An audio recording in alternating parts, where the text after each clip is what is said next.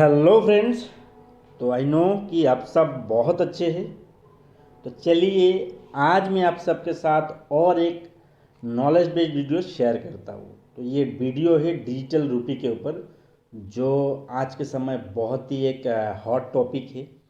तो क्या है इसके विषय में न्यूज़ बात करेंगे। तो वीडियो शुरू करने से पहले जो भी पर्सन इस चैनल में नए हैं प्लीज़ चैनल को सब्सक्राइब करके बेल आइकन को क्लिक कर दीजिए ताकि आने वाला सारे अपडेट सबसे पहले आपके पास आए। तो चलिए वीडियो को शुरू करते हैं। तो डिजिटल रुपी एंड CBDC मतलब सेंट्रल बैंक डिजिटल करेंसी, ये एक सेंट्रल बैंक डिजिटल करेंसी एक समझ लीजिए अथॉरिटी है जो अपने डिजिटल रुपी को मार्केट में लेके आएगा। तो डिजिटल रुपी किस कारण से आने वाला समय में एक बहुत अच्छा लीड रोल निभाएगा, ठीक है, क्रिप्टो इंडस्ट्री में, उसके विषय में जानकारी लेते हैं। आगे ये क्यों फेमस होगा इसके विषय में भी बातचीत करेंगे, ठीक है। मैं 10 आप लोगों के सामने पॉइंट रखूँगा, देखिएगा आप लोग। तो चलिए सबसे पहले देखते हैं पहला पॉइंट क्या है। तो देखिए बात क्या है, जो डिजिटल रुपी है, ठीक है, ये लॉन्च हो चुका है। आरबीआई ने इसको लॉन्च किया है, ठीक है। ये 2 फेजेज़ में लॉन्च होगा। पहला फेज़ इसका लॉन्च हुआ है, होलसेल फेज़ इसको कहा जाता है। एंड जो रिटेल फेज़ लॉन्च होगा वो कुछ ही दिन बाद लॉन्च होगा। तो इससे क्या होगा, ये फिजिकल रुपी जैसा ही इसको आप यूज़ कर सकते हैं। बस क्या है, जैसे समझ लीजिए आज अगर आपके पास बैंक अकाउंट नहीं है तो आप अपना डिजिटल अपना अकाउंट में पैसा जमा नहीं कर सकते, ठीक है।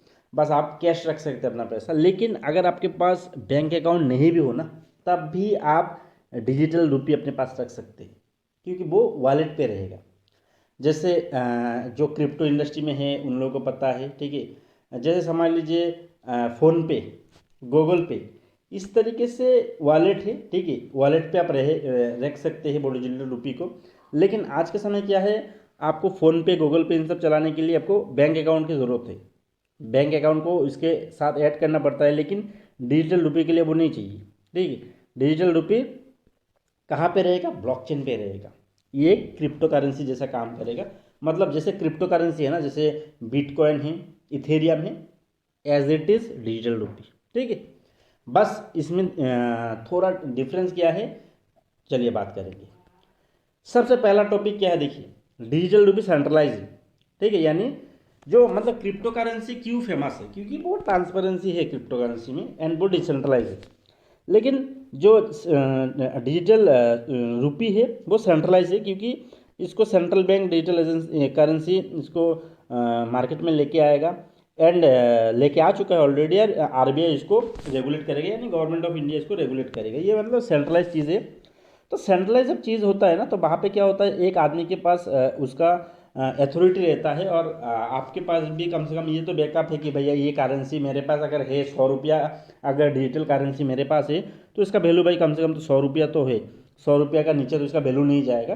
तो एक सेंट्रलाइज अथॉरिटी है डिजिटल करेंसी का, ये सबसे बड़ा बात है। तो ये एक बढ़िया चीज़ है। तो जैसे आज के समय यूएसडीटी बहुत फेमस है, जो क्रिप्टो करेंसी में ट्रेड करते हैं उन लोगों को बताया यूएसडीटी।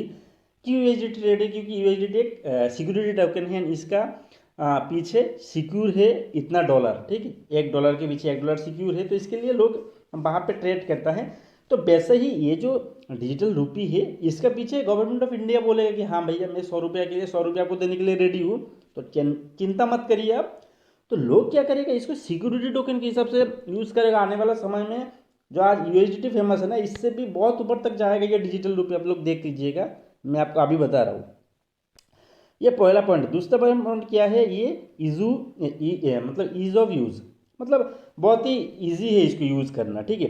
अभी क्या है, बहुत लोग क्रिप्टो करेंसी को हाथ नहीं देता है, क्योंकि वो सोचता है कि अरे भैया यहाँ पे तो डूब जाएंगे।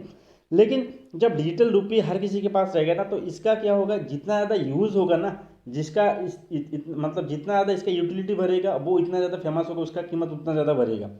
तो इंडिया में कम से कम भैया 150 करोड़ के आसपास लोग इसको यूज़ करेगा, डिजिटल करेंसी को आने वाला समय में करेगा ही करेगा, ठीक है, क्योंकि डिजिटल ही फ्यूचर है। तो आप समझ सकते हैं कि इसका वैल्यू आने वाला समय में क्या होगा, ठीक है। क्योंकि ये ईजी है यूज़ करना इसको, ठीक है ना। जिसके पास बैंक अकाउंट नहीं वो भी यूज़ करेगा इसको। एंड भैया जो इस मार्केट में उसको तो फ़ायदा होगा ही होगा ना। तो जो क्रिप्टो मार्केट में ऑलरेडी है उन लोगों की तो बहुत खुशखबरी है ये, ठीक है। तीसरा पॉइंट क्या है?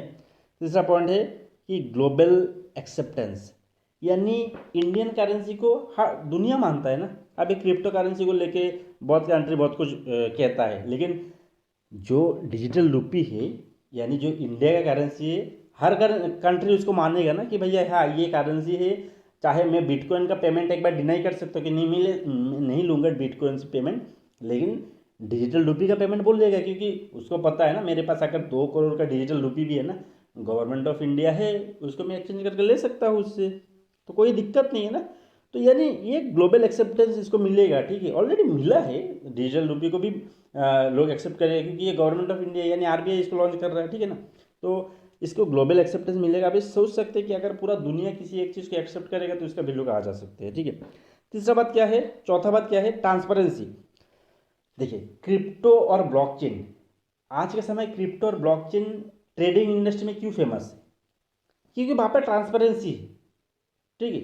तो ट्रांसपेरेंसी सेंट्रलाइज चीज़ों में नहीं होता है, लेकिन इस सेंट्रलाइज चीज यानी जो डिजिटल करेंसी बहुत सेंट्रलाइज है, लेकिन इसमें ट्रांसपेरेंसी है क्योंकि ये ब्लॉकचेन पे है। आपको पता रहेगा कि कितना मार्केट में आया है, किसके पास कितना है, सब कुछ पता चलेगा, और इसमें लोग ट्रेडिंग भी करेगा।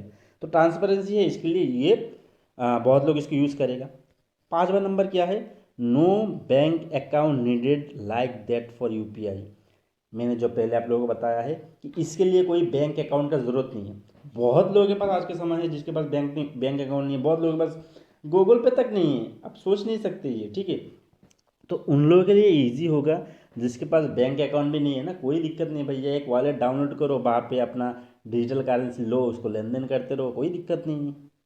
तो ये एक बहुत ज़बरदस्त चीज़ है ना, क्योंकि वो ब्लॉकचेन पे है। जो मतलब छठा पॉइंट है वो क्या है, द पेमेंट विया डिजिटल करेंसी और रुपी विल बी रियल टाइम, यानी ये रियल टाइम में ट्रांजैक्शन होगा, क्योंकि ब्लॉकचेन में है ना चीज़ें।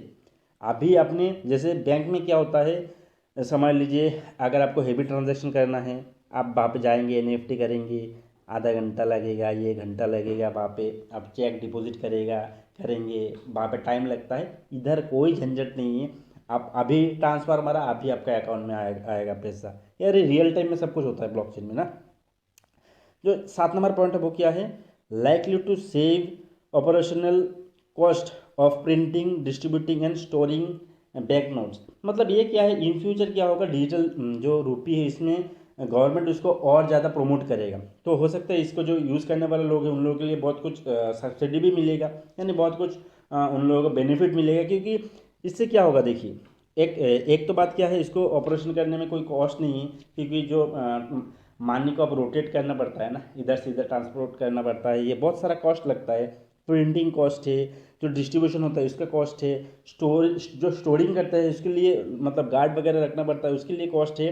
दूसरा बात क्या है, देखिए एक समझ लीजिए अगर आप एक साथ 1,100 रुपया का नोट अगर आरबीआई बना है ना, तो उसके ऊपर कुछ कॉस्ट लगता है, ठीक है, चाहे 1,000 2,000 रुपया कॉस्ट लगता है, लेकिन वो नोट का लाइफ टाइम कितना है, ज़्यादा से ज़्यादा कितना होगा, 5 से 10 साल। उसके बाद तो वो नोट खत्म ना, उसके बाद वो नोट खराब हो जाएगा। तो दूसरा मतलब उन लोगों को नोट निकालना पड़ेगा मार्केट में, तो एक कॉस्ट लगता है, वो कॉस्ट इधर बच जाएगा।